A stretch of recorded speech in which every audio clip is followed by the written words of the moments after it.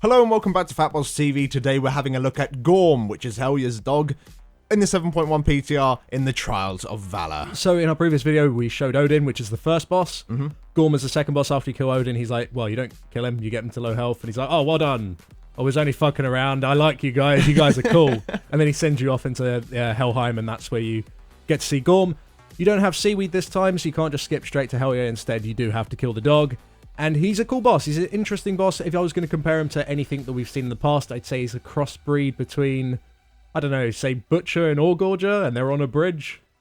Yeah, you're kind of right. Is that fair? Yeah, except maybe the good parts of those bosses, hopefully, rather than the bad parts of those bosses. But yeah, it's a really cool fight. It's a nice little single phase encounter, and it is very much a DPS check because it is only a 4-minute in range. It's incredibly tight. But like we do with all these boss previews, let's just jump in, let's talk about the mechanics, and then let's give our feedback at the end. So what does he do?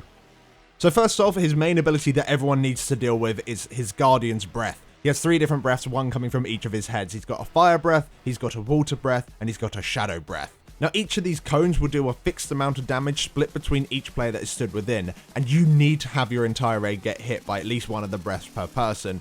As for each member that isn't hit by any of the breaths, the boss will gain a permanent 5% damage increase, which stacks up and up and up for each time you fuck up. So if like only one person stands in it and you've got a 20-man group, the boss will instantly get 19 stacks, and that person will probably instantly die as well. So that's a bad idea. The idea is you want to have your raid split into thirds, with each third stood in one of the breaths. Now, when you're hit by one of these cones, you will get a debuff that relates to the breath that you were standing in. So if you were stood in the fire breath, you'll get like a fire debuff on you. A water breath, you'll get a water debuff, and shadow, you get a shadow debuff.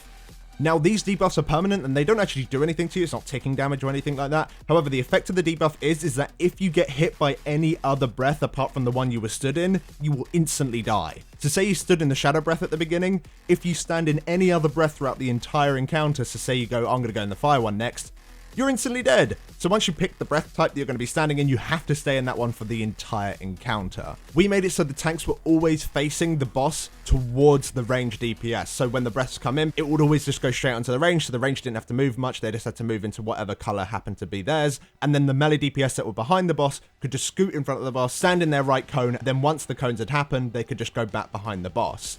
This did work for us. However, the range do have to be at least 25 yards away from the boss's face because of one of his abilities called Flashing Fangs. This would just do a huge amount of damage in a cone in front of the boss, and it's a 25-yard range, and it really does fucking hurt. So in order to make it so the positioning worked for us, we had the ranged at least 25 yards in front of the boss, then we had the 2 tanks, and then we had the melee behind it.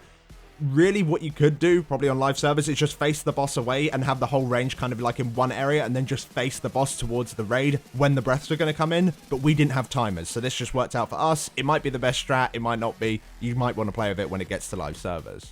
Now, on top of this, the tanks don't just have to kind of sit there, they have to stand directly on top of each other, because every time the boss melee hits their primary target, it will also deal damage to the closest person to that target. So it's very much like Butcher in High Maul. So the idea is that tanks have to be cuddling the entire time. And this can be somewhat difficult, considering sometimes the boss does move around, you have to try and position him, so both tanks have to position him at the same time, like right on top of each other. Otherwise, a poor melee DPS somewhere is just going to get annihilated. And another thing that makes that difficult is that the boss will cast something called Roaring Leap. What he'll do when he casts this is he'll knock back everyone that's within melee range of him, and then he'll just jump to the largest clump of players that he can find. We always try to make the melee clump immediately after the knockback, so the boss didn't move nowhere near as much. When he does land on those players, he just stuns them and deals a small amount of damage. Again, kind of like Butcher's charge. But yeah, occasionally, if it ever did jump onto range DPS because we fucked up somehow, repositioning him immediately afterwards is a right ball ache. So I think the best way of dealing with that mechanic, like we said, is just having the melee clump immediately after they've been knocked back. On top of this, the boss will also leap to a corner of the encounter area, like along the bridge. He'll stand there for a couple of seconds, and then he'll just charge in a straight line down one side, and then charge all the way back on the other side. And while we were testing this, it didn't necessarily one-shot everyone, but some people did get one-shot. And on Mythic, it's almost certain that it's going to one-shot you. So it's really, really important that, you see exactly where he is. A really good way of dealing with it seems like standing in the middle, and then the amount of movement that you need to do in order to avoid the actual charge itself isn't that much. But yeah, that's something to keep in mind. And of course, after that, tanks then have to reposition again, which is obviously quite annoying for them. Now, on top of all that going on, the boss will also apply debuffs to random players in the group, and these debuffs all work the exact same way. There's a fire one, a frost one, and a shadow one. Now, what will happen is that the boss will target a random player, and fire the debuff towards them. Once that player's received the debuff, it will then attempt to spread to anyone within 5 yards of that player. So if the range aren't spread and they're all stacked in one single location, they're all going to receive these debuffs all at the exact same time. So it's really, really important the range DPS is spread the entire time. Now, the fire debuff simply just deals AoE ticking damage, so you need to make sure that if you have the debuff, again, you're not stood within 5 yards of anyone.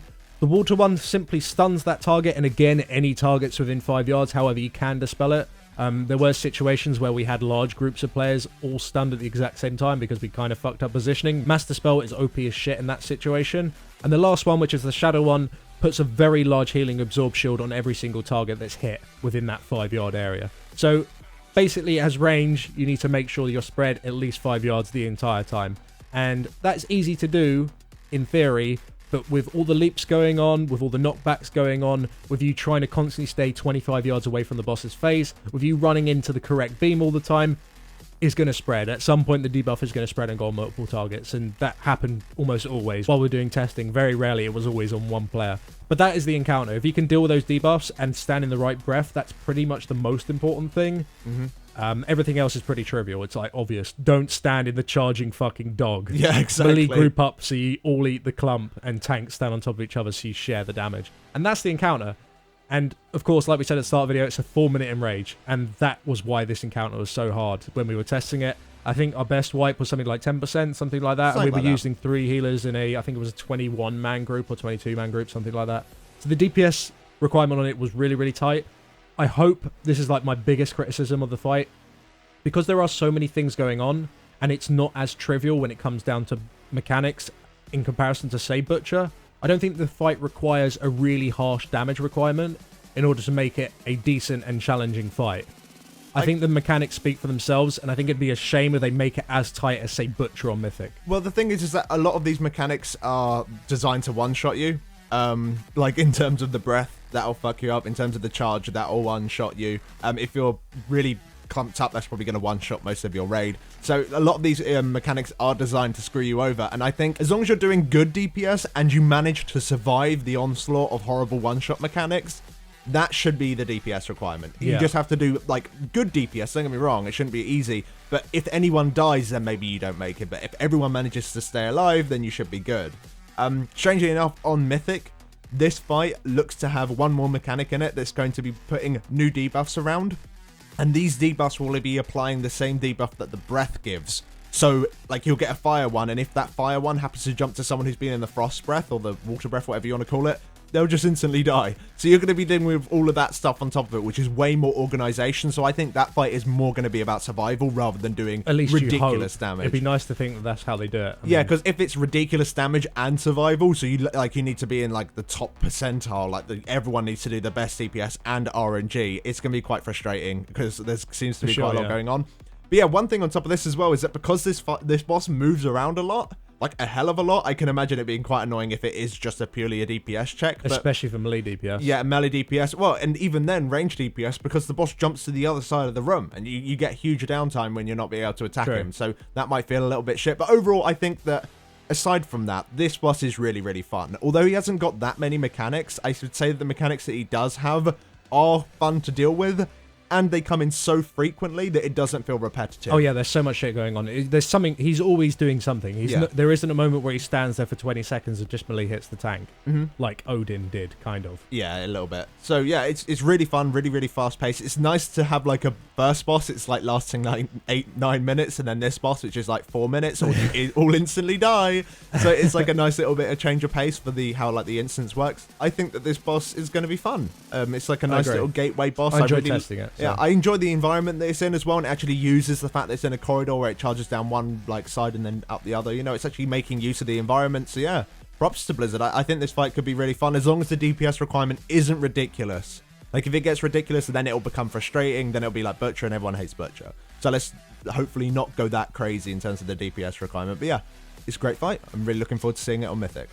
So thank you very much for watching, guys. If you enjoyed this little boss preview, then do drop us down a like. It helps us out a lot. Thanks again to all our Patreon supporters. You guys are the best. And we shall see you in the next video. Thanks for watching. Which will be guides. Guides? Oh, yeah. Yeah, we're actually doing guides now. Yeah. We're going to be busy. Thanks for watching, guys. See ya. Spurlink! Get behind him.